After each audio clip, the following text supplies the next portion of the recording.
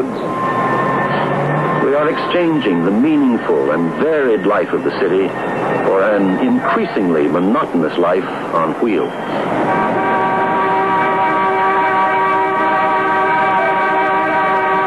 The choice is clear and urgent. Does the city exist for people or for motor cars?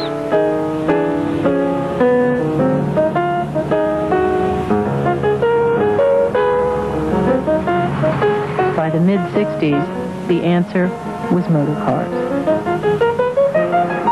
Public transit continued its downward spiral.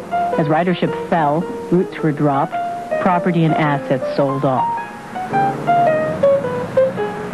Finally, local governments bought what was left. They were 15 years too late. For better or for worse, the great American love affair was in full bloom.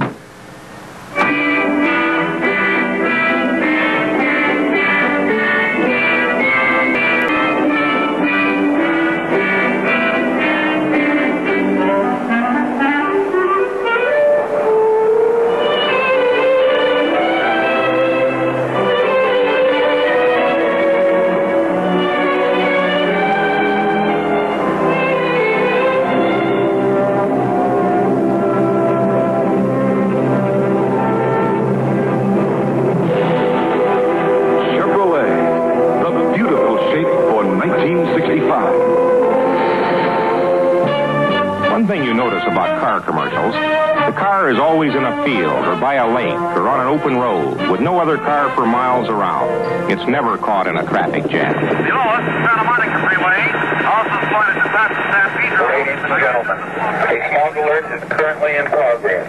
Remain indoors and tune to your local radio station for additional information. The worst smog of the season, heavy, oppressive, dirty air hung over the city this 4th of July week. It's particularly difficult for the very old and the young. They seem to only be able to stay outside like maybe 10 minutes at a time, and then they'd have to come inside and rest. To meet federal pollution standards, the Environmental Protection Agency said today that it might be necessary to remove 8 out of every 10 cars from Southern California's highways during the worst smog months. I don't know what it's like to not have a car. You got to have it. You know, it's a necessity of life. There's not enough public transportation to get you around. By a vote of 215 to 190, the House today rejected a proposal that would allow cities to spend their share of the Highway Trust Fund on buses, subways, and trains instead of on highways. The House, defying reason, voted to block funds for mass transit, which we all need, and pour billions more into highways that only the highway lobby wants.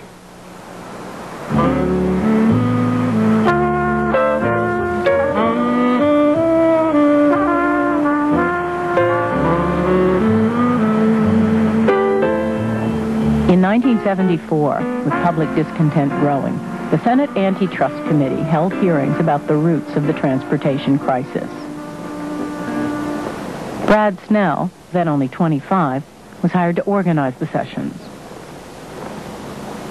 And I think the automobile industry is the #1 example of monopoly power that has changed, literally changed the quality of our lives. And it has done so, not on the basis of what people really needed, but rather on the basis of serving corporate interests. Was it General Motors that really wrecked the streetcar system in America? The answer has got to be yes, because General Motors actually formed the company to go in to buy out the... General Motors came into a situation where streetcars were inordinately inefficient. They were not flexible. Do you know of any streetcar system that could service San Francisco with all of its outlying communities and suburbs? I am not an anti-automobile nut. I don't want to outlaw the automobile. I'm not suggesting it isn't a convenient way of traveling. I am suggesting that it must be supplemented by rapid transit systems. And I cannot accept the argument that rapid transit systems broke down because of their complete inefficiency to serve the public, because the experience of Western Europe and Japan belies that argument. And finally, Senator, I must say, with great deference, that if it is true that the streetcar companies were breaking down of their own weight, why was it necessary for General Motors to join with Standard Oil and the tire companies to go in and buy the systems and tear up the tracks?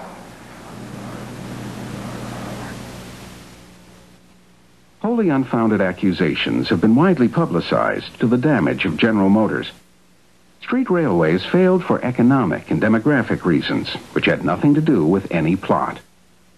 The fact that GM provided a modest amount of financial assistance to National City Lines did not have any effect on National City Lines' decision to convert from streetcars to buses. The fact remains that here was a breakdown of a system, a mode of transportation, and in came the bus. Now, you can't get away from buses, can you? I'm not trying to get away from buses. Let me emphasize again I thought you were trying to eliminate General Motors. All I want is balance, Senator. And you ought not to treat the automobile with $15 billion of favor a year and treat everything else like an orphan child.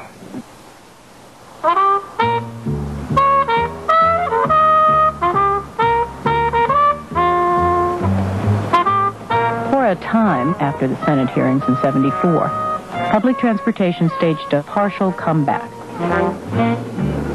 After years of pressure, Congress finally allowed highway trust funds to be used for transit improvements. Several cities canceled highway projects. San Francisco and Washington put the money into new subways. And many cities began developing plans for light rail, the modern term for streetcars.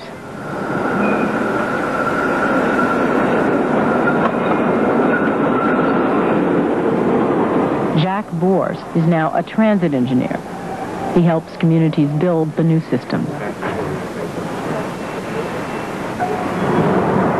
When I worked out here as a student, there were trolley tracks right there on Howard Street, and I would sometimes use that particular line. It's one place that I do remember the old trolleys, and now the new one's here. Did you ever think when they tore out the light rail that it would ever come back? I felt in the larger cities like Baltimore and some others that there was a good possibility at some time some of the lines would come back. I wasn't sure I would live to see it, but it happened. 25 cities are now experimenting with light rail systems.